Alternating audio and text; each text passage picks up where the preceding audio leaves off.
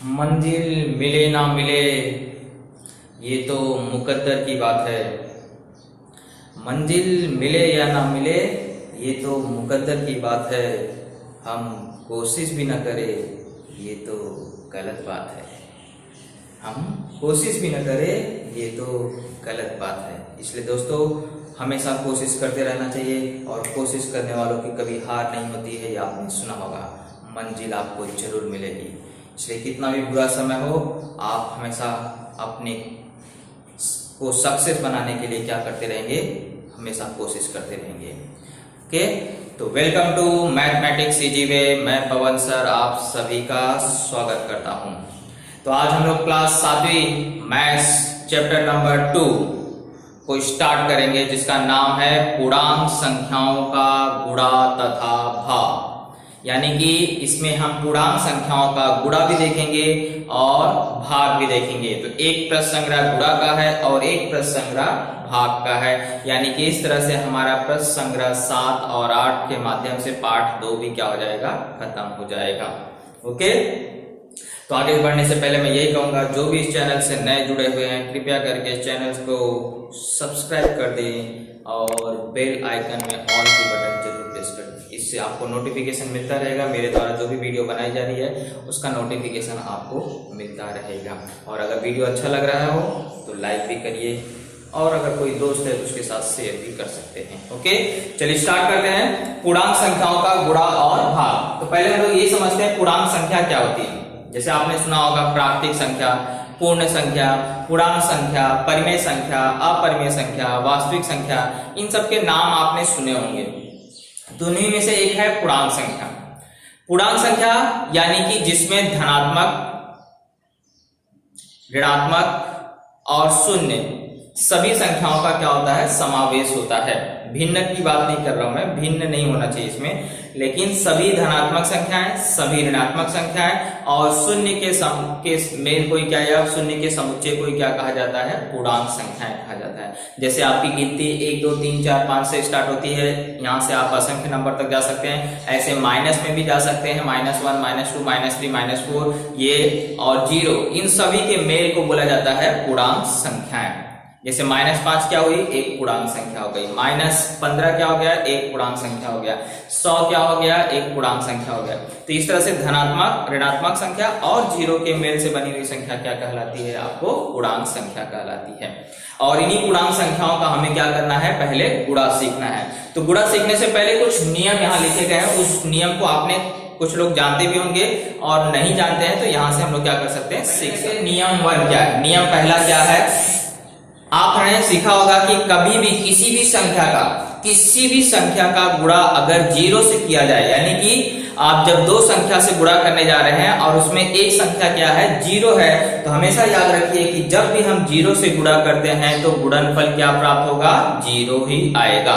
Okay, मतलब 0 से गुणा करेंगे हमेशा गुणनफल क्या होगा, 0 होगा। चाहे वो बढ़ने वाली संख्या हो, चाहे वह कोई भी संख्या रहने दो, कोई भी वास्तविक संख्या रहने दो, उसका अगर गुणा 0 से किया जाता है तो हमेशा क्या उत्तर आएगा, 0 आएगा। दूसरा नियम है कि अगर हम किसी संख्या का गुणा 1 से करते हैं तो वही संख्या प्राप्त होती है। जैसे 5 का गुणा 1 में करोगे तो 5 आएगा, 3 का गुणा क्या 1 में करोगे तो 3 आएगा, -10 का गुणा 1 में करोगे तो -10 आएगा।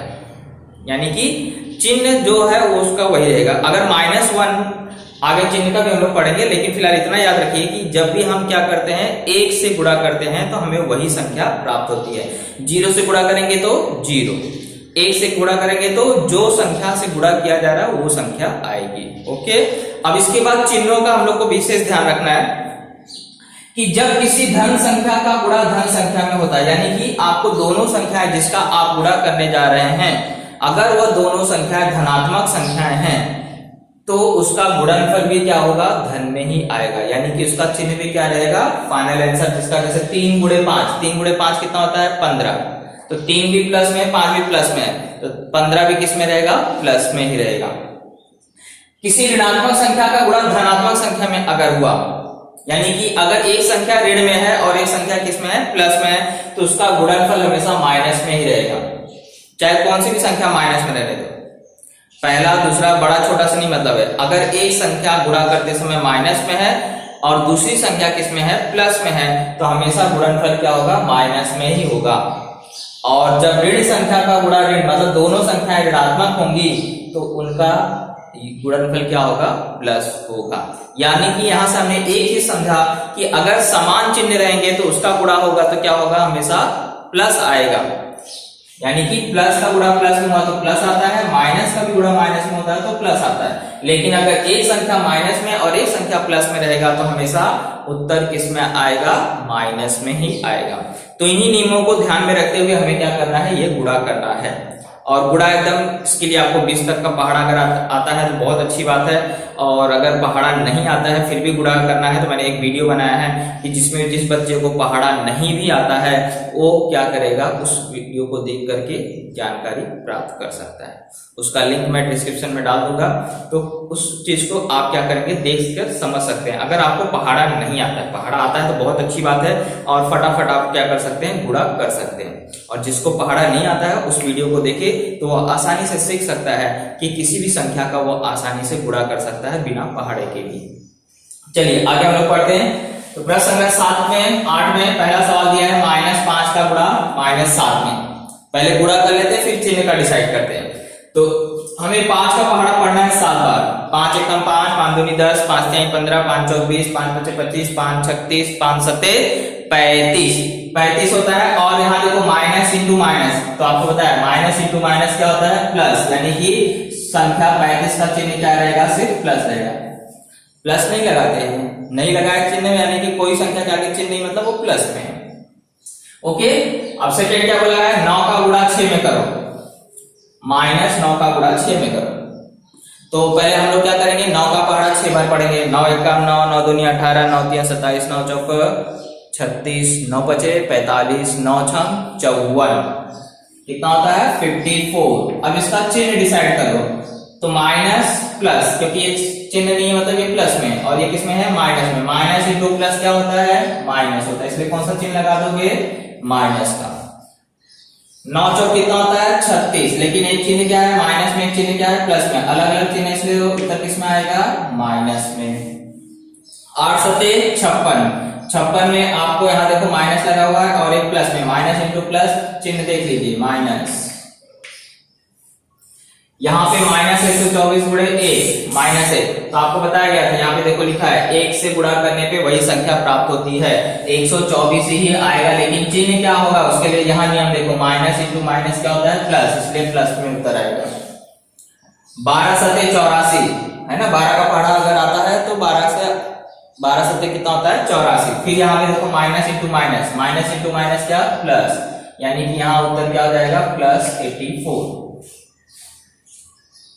फिर यहाँ देखिए -63 गुणे 7, यानी कि हमें क्या करना है, 7 से इसमें गुणा करना है 63 में। तो पहले देखिए 7 3 21, हासिल लगा 2, 7 6 42, 42 और 2 44, और माइनस इंटू माइनस प्लस होता है, इसलिए यहाँ पे क्या आ जाएगा 441। ओके, फिर यहाँ देखिए 15 सत्ते 105, लेकिन एक संख्या माइनस में एक संख्या प्लस में, तो माइनस इंटू प्लस क्या होता है, माइनस, इसलिए यहाँ पे क्या आ जाएगा -105। तो ये हुआ हमारा प्रश्न संख्या 8। सिर्फ गुणा करना था और चिन्ह डिसाइड करना था कि क्या आएगा। ओके, ज्यादा बड़ा गुणा था नहीं, छोटे छोटे गुणे थे, तो इसलिए आपको इतने पहाड़े तो आते होंगे, तो आप आसानी से गुणा कर सकते हैं। ओके, तो इसे आप क्या करेंगे, नोट कर लीजिए। प्रश्न संख्या 9 की शुरुआत करने जा रहे हैं, यानी कि अभी तक हमने गुणा कर लिए हैं, अब हम लोग क्या करने जा रहे हैं, भाग करना सीखने जा रहे हैं। तो भाग के भी कुछ नियम है, याद रखिए। पहला नियम क्या है कि अगर हम किसी भी संख्या से 0 में भाग देते हैं, यानी कि अगर अंश में 0 है और नीचे कोई भी संख्या रहने दो हर में, तो अगर भाग देते समय हमेशा भागफल क्या आएगा, 0 आएगा।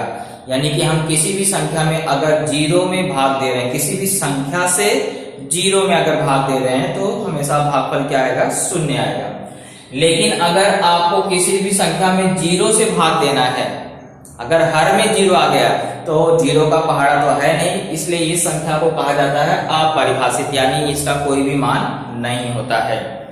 इसके बाद अगर आप किसी भी संख्या में 1 से भाग देते हैं तो भागफल वही आता है, जो संख्या में भाग दे रहे हैं। 1 से भाग देना मतलब 1 का भाग अगर 15 में दोगे, 1 का भाग अगर 20 में दोगे, तो संख्या वही आने वाली है। फिर बोला गया अगर दो धन संख्याएं और उनका अगर भागफल आएगा तो धनात्मक ही आएगा, यानी कि जिसमें भाग दे रहे हैं वो भी धन में है और जिससे आप भाग दे रहे हैं वो भी क्या है, धन में। अगर दोनों संख्याएं धन में है तो उसका भागफल भी किस में आएगा, धन में ही आएगा। फिर आपको बोला अगर दोनों ऋणात्मक है, यानी कि जिसमें भाग दे रहे हैं वो भी धन ऋण में है और जिससे भाग दे रहे हैं वो भी किस में है, ऋण में है। दोनों ही संख्या है, जैसे मान लीजिए ये भी माइनस में है ये भी माइनस में है, तो उसका उत्तर किस में आएगा, प्लस में ही आएगा। यानी कि अगर दोनों के चिन्ह समान है तो उत्तर हमेशा किस में आएगा, प्लस में। लेकिन अगर एक धन में है और एक ऋण में है तो ऐसे समय भागफल भी किस में आएगा, ऋण में ही आएगा। जैसे यहाँ देखिए एक ऋण में है और एक किस में है, प्लस में, यानी कि इसका भागफल किस में आएगा, माइनस में ही आएगा। ओके, तो ये नियम के तहत हम लोग क्या करते हैं, भाग स्टार्ट करते हैं। लेकिन जैसे आपको बताया गया भाग अगर आपको अच्छी तरह से सीखना है तो कम से कम आपको 20 तक का पहाड़ा जरूर आना चाहिए। ओके, और विभाजन की कसौटियां भी बहुत सारी होती हैं, वो कसौटियां भी आपको पता होनी चाहिए।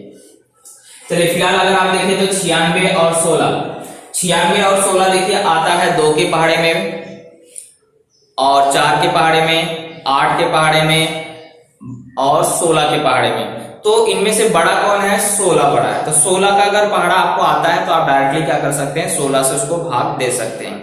अगर नहीं आता है तो आप पहले 2 से भाग दीजिए, संख्या को छोटे छोटे करते जाइए और ये भाग कंटिन्यू करते हैं जब तक भाग जाता रहेगा। लेकिन मैंने आपको बताया 7वीं में आप हैं तो आपको पहाड़ा आना चाहिए 20 तक, तो आप आसानी से इन सवालों को हल कर सकते हैं। अब पहाड़ा नहीं आता रहेगा तो आपको दिक्कत तो होगी।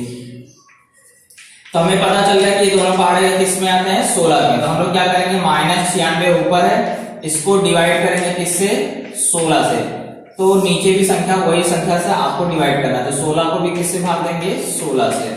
तो 16 के पहाड़े में 96 कितनी बार में आता है, 16 एकम 16, 16 दूनी 32, 16 तीन 48, 16 चौक 64, 16 पचे 80, 16 छंग 96 कितनी बार में आता है, 6 बार में।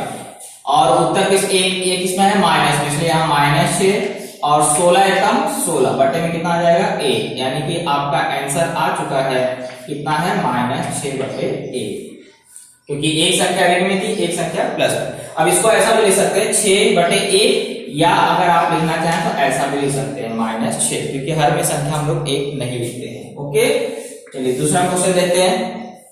दूसरे क्वेश्चन में बोला है कि 98 में भाग देना है -28 से।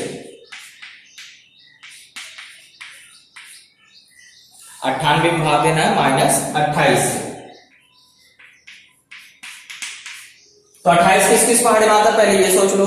28 2 के पहाड़े में भी आता है और 4 के पहाड़े में भी आता है और 7 के पहाड़े में भी आता है।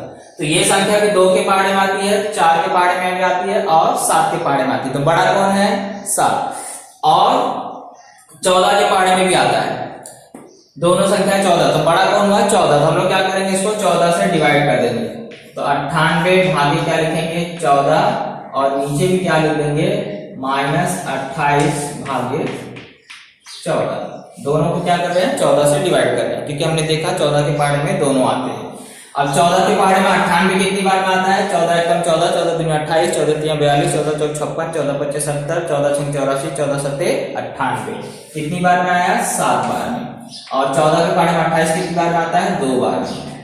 और कभी भी याद रखिए कि हम लोग ऋण की संख्या जो होती है वो हमेशा अंश में लिखते हैं या यहाँ सामने लगाते हैं, हर में ऋण नहीं लगाते हैं। इसलिए इसको हम लोग ऐसे लिखेंगे -7 बटे 2। ये आपका आंसर आ गया। ओके, इसको नोट डाउन कर। आगे 2 सवाल और देखते हैं। यहां बोला है 51 में भाग देना है 68 से।